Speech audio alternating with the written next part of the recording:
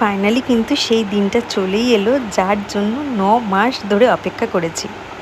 যিনি এতদিন আমার পেটুতে ছিলেন, আজকে তাকে হাতে পাওয়ার পালা।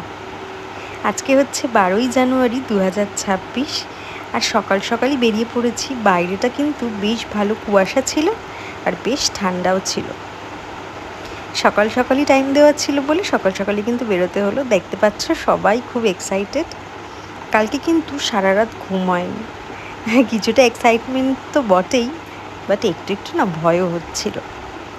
তাই প্রায় সারা রাত কিন্তু গল্প করেই কাটিয়েছি। এখন কিন্তু আমরা 4জন বেরিয়েছি, কারণ আমার তো প্রথমে ভর্তি নানা প্রসিডিওর রয়েছে, তারপরে ওটি হবে। তো তখন কিন্তু আর বাদবাকি অনেকেই চলে আসবে, আর সেই জন্য তাদেরকে তোমাদের সাথে পরে দেখা করাচ্ছি। আগে দেখো, এই 4 পৌঁছে গেলাম।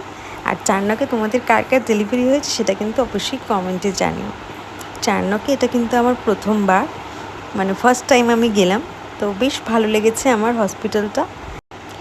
এই যে দিদি আর শুভ মিলে এখানে কিন্তু সব প্রসিডিওরগুলো কমপ্লিট করছে, আর আমি আর পুপকু কিন্তু এখানে বসে বসে ওয়েট করছি।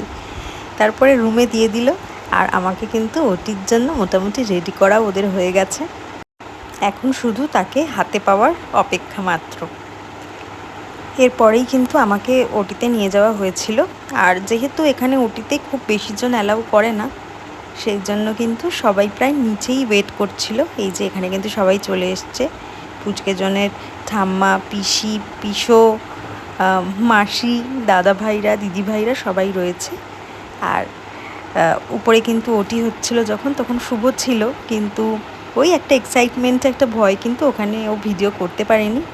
আর বিকালের দিকে মারা, মানে আমাদের বাড়ি থেকেও সবাই গেছিলো, মা, জ্যাঠা সবাই গেছিলো, বাপ্পা দ্বারা সবাই গেছিলো। এই যে আমি কিন্তু একদম ফিট অ্যান্ড ফাইন আছি এরপরে। আর এই যে দেখো পুচকেজন চলে এসেছে। এখন তো তোমাদেরকে মুখ দেখাতে পাচ্ছি না, বাট খুব শিগগিরই দেখাবো। তোমরা কিন্তু সবাই ওকে আশীর্বাদ করো যেন ভালো থাকে, সুস্থ থাকে। টাটা।